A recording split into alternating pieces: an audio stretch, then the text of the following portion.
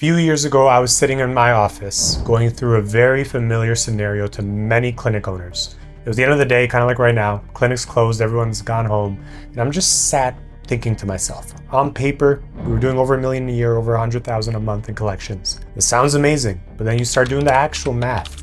You take out the tax, take out the overhead, and you're sitting on margins of around 30% if you're lucky. And you factor in the cost of living, equipment that needs replacing, staff issues, insurance headaches. And I'm sitting there realizing that for everything that I was putting into my clinic, I wasn't seeing the return that I dreamt of in the beginning. We were exhausted. I wasn't that present at home, at least not mentally.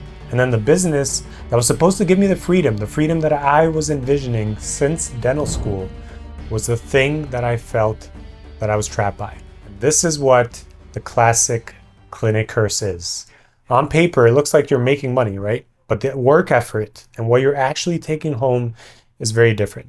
And since then, I've spoken to tons of clinic owners. I've helped them scale their business as well. And I can tell you, almost every single one of them has sat in that same office at the same time of night, more or less, feeling exactly what I felt.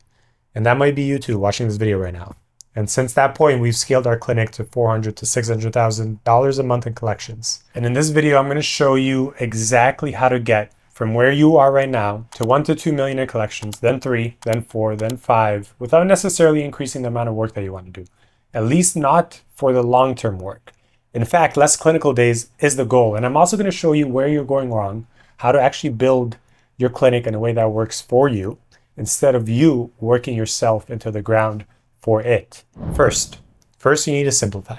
Not add, but actually simplify. And it sounds counterintuitive, and I know that goes against every instinct that you have right now. Because when you try to get to the next level, the natural response is to do more and to add more complexity. And it's natural. Like you get another software to manage this thing, another tool to track that thing. You add more insurance providers, you add more services because that's what it feels like. That progress, that's what it feels like. In fact, like I said in the previous video, I urge you to read Insanely Simple by Ken Siegel. And here's the thing. You start adding more and it might feel like progress, at least for a little while. But for the long term, you're going to realize that it's not just your revenue that slightly increase, but also your work hours, your team dissatisfaction increase. You start to burn out, and that slight improvement that you made in terms of your revenue just comes crashing right back down to where you were. Because you did nothing to change the foundation, right? You just added more things and more processes. And every time you add a new service, for example, in attempts to scale further up, you're introducing a service that your team isn't fully trained on, that your systems aren't built around, that maybe 2 or 3 patients a month actually ask for it. And each service that you introduce is a new thing that your team has to know, a thing that creates confusion when it comes to presenting it, for example, and a thing that probably slows everything down. And this is the biggest mistake that I see clinic owners make before they come to me. And the clinics that I've worked with, that have grown the most consistently and in an effortless way, almost always did it by actually doing the opposite, by cutting rather than adding. They identified the 20% of what they did that generated 80% of the value, the classic 80-20 principle, right? And they went all in on that. Fewer insurance providers, but the right ones. Fewer services, but done exceptionally well.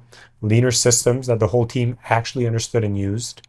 And they were consistent with those leaner systems. The name of the game is basically quality over quantity, right? And simplicity. And when I did this, it just stopped feeling so chaotic, so unstructured, and I stopped feeling like a headless chicken. The team got better at fewer things. Patients got cleaner, a better experience compared to any other dental office they've been to, honestly. And I didn't have to spend half my week firefighting problems that only existed because I made the business too complicated to run in the first place. And the second point of focus is probably the highest leverage shift that you can make for the longevity of your clinic. And that is actual proper patient care philosophy. And that doesn't mean a mission statement, by the way, on the wall that nobody reads, right? I've been in plenty clinics that have these. We treat every patient like family, or whatever it is. Great, right? Does your front desk know what that means when they're presenting a treatment plan? Does anybody actually follow it? Does your hygienist know what that means when she's deciding what to flag and what to leave? Probably not. How I judge a proper patient care philosophy is by asking one question. Does it change how every single person in your clinic behaves with every single patient in a positive way? If the answer is no, then you haven't done a good enough job, right? You need to understand that the game from 1 million to 2 million is very different from 0 to 800 or 0 to 1 million. 0 to 1 million, you're in the dentistry game. You need to have good practitioner skills. But 1 million plus becomes a people's game, patient's game. The dentistry skills are already there, but you have to understand the patient doesn't just come in for the dentistry skills. In fact, the majority of patients don't even like dentistry, right? They come in for a pleasant experience. Good results are expected, of course, right? They'd hope they come out of your clinic with what they ask for. But a world-class experience is what makes your clinic memorable. It's what makes your clinic stand out, and it's what gets you patients that stay for life. And to thrive in dentistry, in this industry, long-term is relatively simple, okay? Dentists are something that everybody needs, something that people don't bother to change much, right? Which means give people positive experiences and they'll stay loyal to you. And they'll have unlimited referrals for you and for your clinic. It just seems simple, but it's true. Now, what does this actually look like for your team? Well, there's two things. One, how your team treats your patient before they reach the clinic, before they come in. And two, how they treat the patient once they have come in. I cold called a few clinics just to test this a few months ago, and the results were like ridiculous, almost genuinely like laughable, right? Once I called, there was like no rapport built. Some clinics, they didn't even ask my name, right, in the beginning. They spoke to me like I was just a number that just called and not even a human being, right? Like, hi, how can I help you? Oh, you need a filling?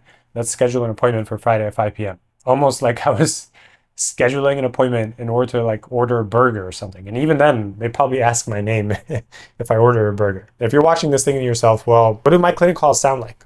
I urge you to genuinely be honest with yourself. How does your team handle every person that calls in? Have you even listened?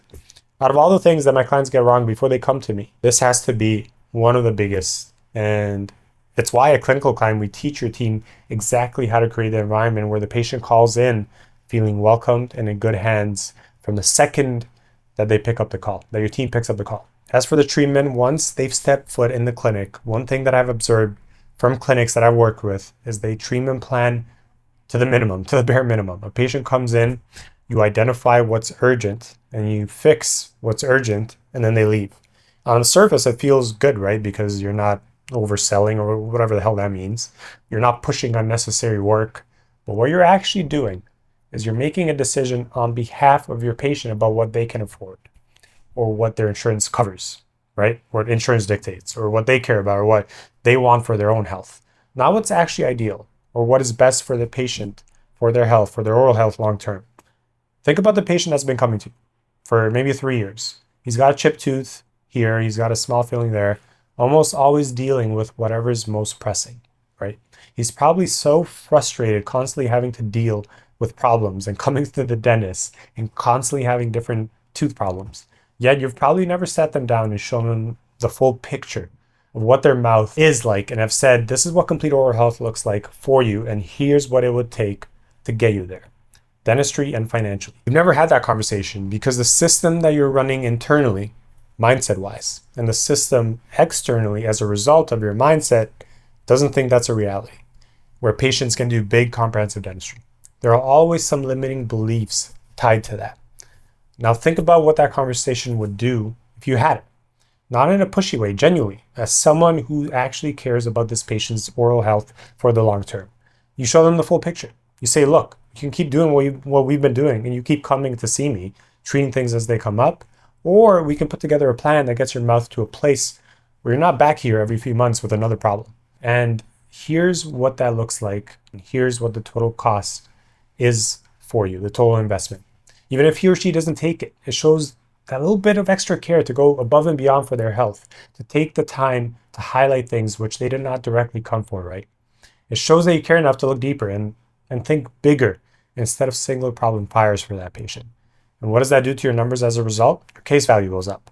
Not because you're charging more for the same thing, but because patients are saying yes to more complete treatment instead of bare minimum treatment. The patient who used to come in twice a year for a cleaning and a filling is now investing properly into their mouth, right? Because someone finally gave them a reason to invest properly. And then the third one is your CEO day. This is the one that most clinic owners push back on the hardest, right? Especially in the beginning.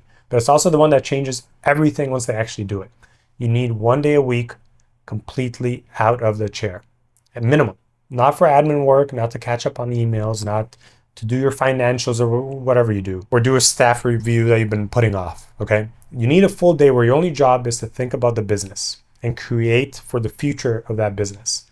Most people instantly think of what they will lose by taking a day off. That's a day of revenue, right? That you can't afford to lose. If you're billing 2, 3, 5,000 a day for chair time, taking a day out every single week feels like an irresponsible financial decision, right? That you don't want to make.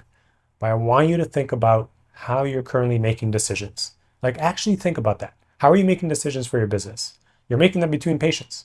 You've got 7 minutes probably before your next patient comes in, and then your practice manager or whoever is standing at your door telling you about a staffing issue, and then you're still in clinical mode, gloves half off, and maybe you make the call on the spot because you have to, or however you're making these rush decisions. The point is, you don't have time to set aside, or you're making them at 9 o'clock at night and you're exhausted and you're sitting at the kitchen table with a laptop trying to think clearly about a problem that should deserve your full attention, and it's getting none of it because you want to sleep, right? And you don't want to be thinking about dentistry at night. This is how your business is currently being led. In the gaps, pretty much, or under pressure, with partial information and a brain that's already tired and doesn't want to keep doing this. And then you wonder why the same problems keep coming back, why you always feel like you're reacting, and then why it always feels like the clinic is running you instead of you running the clinic. When you take that CEO day, and I want you to actually call it that, a CEO day, not a day off, not a meeting day, a CEO day. For the first time in probably a long time, you're going to be above the business instead of inside it. You can actually see it. You can look at where the revenue is coming from, what's leaking, what needs to be improved. You can identify 1 or 2 things that if you fix them this month would have a disproportionate impact on everything else. You can think 3 months ahead instead of 3 hours ahead, right? The decisions that you make in that one day are worth more than anything that you produce in the chair because they compound, right? A good clinical day generates revenue once. A good decision day generates revenue every single week, every single month for the foreseeable future. Think of it like that. And at Clinical Climb, with our clients, we help you with this. We audit your clinic with you. We strategize with you so you aren't completely shooting in the dark, not knowing what to do first, okay? And so that you actually have a direction in how to run a successful clinic without getting burnt out. And the reason most clinic owners never feel in control of their business is because they never actually give themselves the time and the space to control it in the first place. They're so deep in the doing that there's no room for the thinking. Because of that, they've not had much experience with the strategic side of the business, the side of the business that they need to focus on the most. They often make decisions that set the clinic back instead of forward. They think in the short term. And the reason I say all this is because in my time helping dental clinic owners, when they have tried to implement the CEO day, a lot of the time they have ended up using that day ineffectively. They're racking their brains, overthinking, making like wrong decisions, or doing it for a little while and then going back to their cursed routine. That's because decision making and auditing your business are skills that you need to learn and develop, which is why with Clinical Climb, a large part of our emphasis is on you as the owner, actually developing your CEO skills so that you are a better leader, so that you can audit better and make good decisions for your business. And that being said, for a limited time, we are offering free audits, okay? Where we sit down and we analyze everything that you're doing right or wrong within your business, at least the information that you give us, so you have a clearer picture from an outsider's perspective, from my perspective, on how your clinic is performing at the moment and what you need to do. To get your free audit, by the way, just send me a DM on Instagram at Dr. Chris Bono. Until then, I'll see you in the next one.